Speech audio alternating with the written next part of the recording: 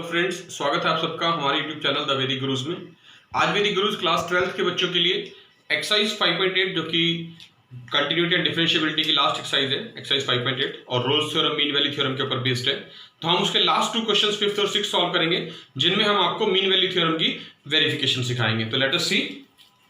देखिए 5th question लिखा है, verify mean value theorem for the function f x is equals to, मैं लिख लेता हूं फिर से, x cube minus 5x square minus 3x and x belongs to close interval 1 to 3, क्योंकि हमें a और b की वैल्यूज a1 दिया हुआ है, b3 दिया हुआ है, राइट।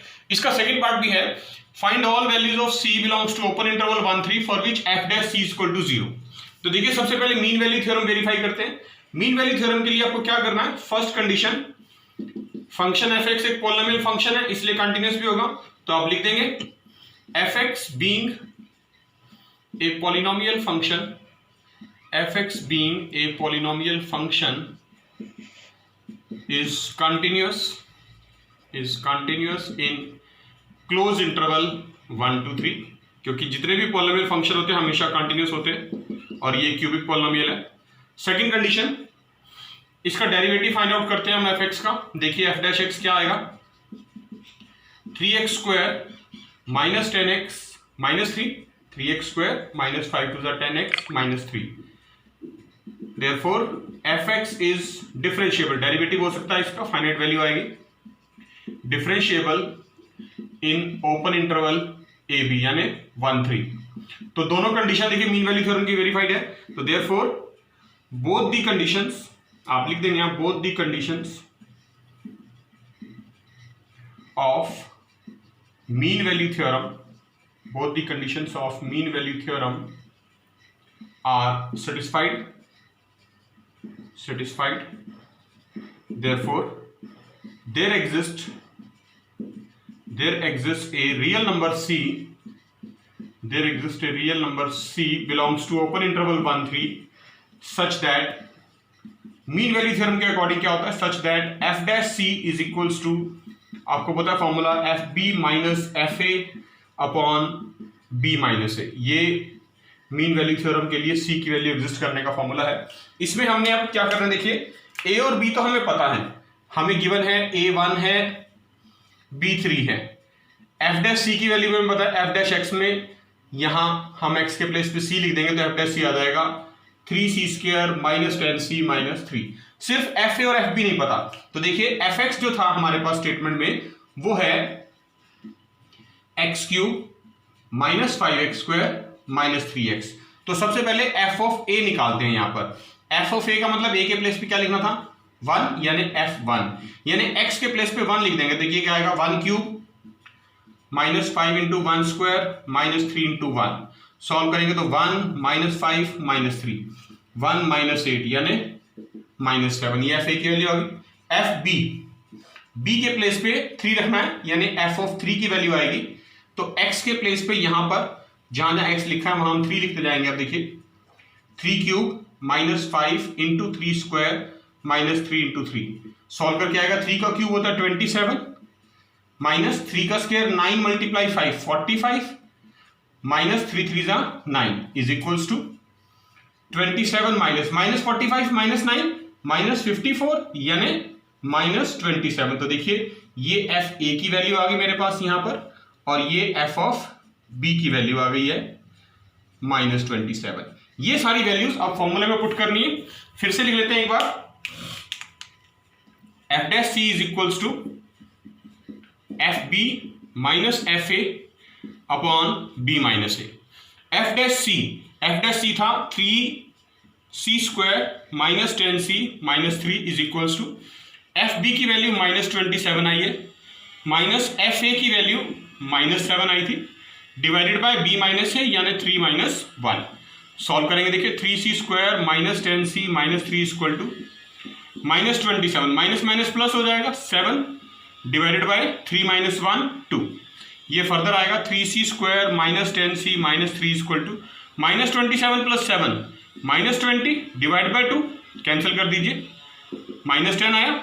अब देखिए क्या आएगा, 3c square minus 10c minus 3 equal to minus 10 इधर आके प्लस का 10 बनेगा, 3c² minus 10c minus 3 plus 10 equal to 0, यानी 3c² minus 10c plus 7 equal to 0।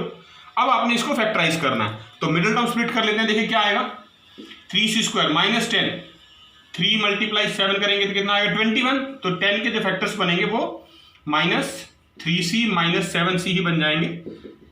तो देखिए फर्स्ट टू टर्म्स में से 3c कॉमन, क्या बचेगा c minus 1। Last two term में से माइनस 7 कॉमन, क्या बचेगा c माइनस 1 इक्वल टू 0। तो दो फैक्टर्स आगे 3c माइनस 1 और c माइनस 1 इक्वल टू 0।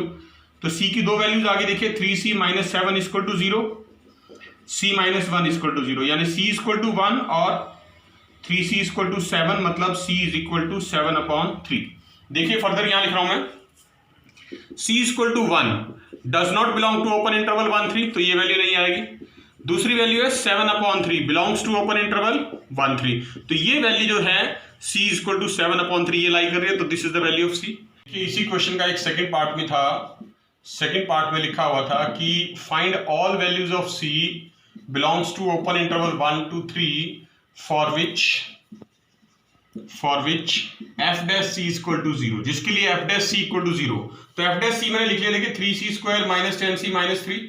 हमें कहा गया है f डैश c की वैल्यू 0 लेनी है, मतलब 3c² minus 10c minus 3 equal to 0 लेना।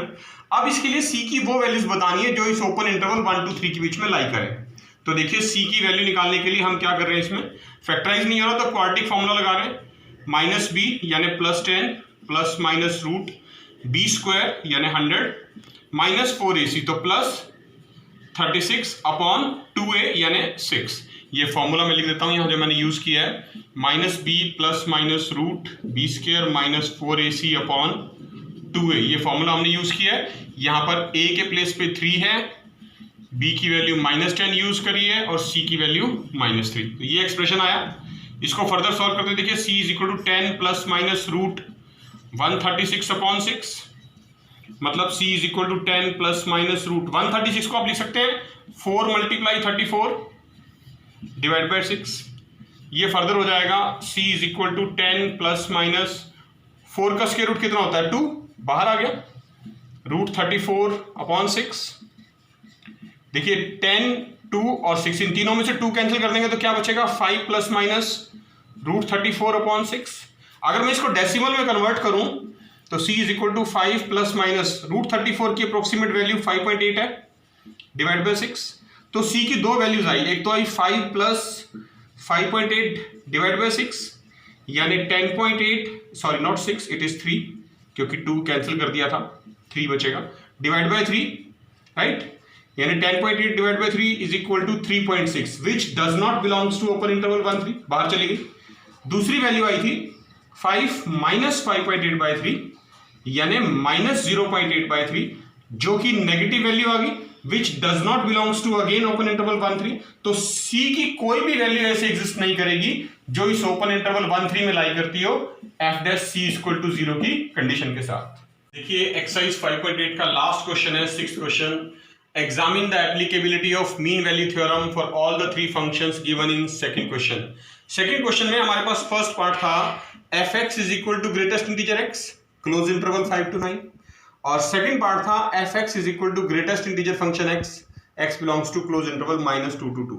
तो पहले इन दोनों फंक्शंस के चेक करते हैं। देखिए in both the parts 1 and 2 fx क्या है, ग्रेटेस्ट इंटीजर फंक्शन x है, तो हमें पता है the mean value theorem is applicable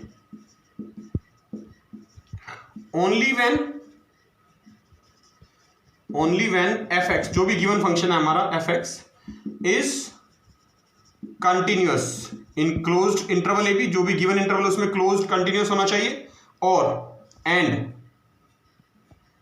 fx is differentiable in open interval A B. ये दोनों कंडीशन सेटिस्फाई होनी चाहिए तभी Rolle's theorem, sorry mean value theorem applicable होती है। तो fx is equal to greatest integer function जो है, greatest integer function x is neither continuous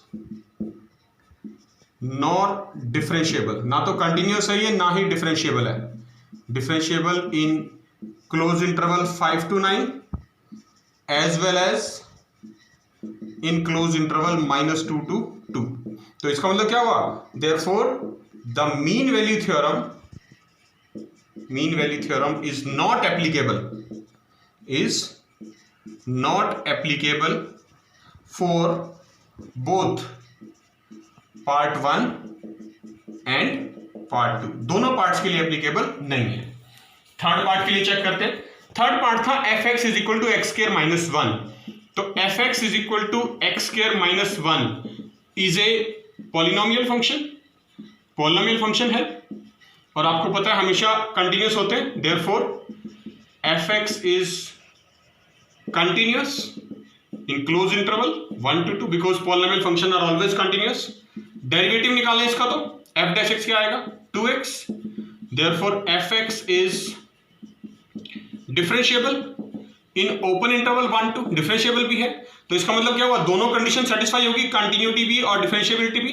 तो the mean value theorem, therefore the mean value theorem is applicable, third part के लिए applicable है, is applicable to fx is equal to x square minus 1 for all x belongs to close interval 1 to 2।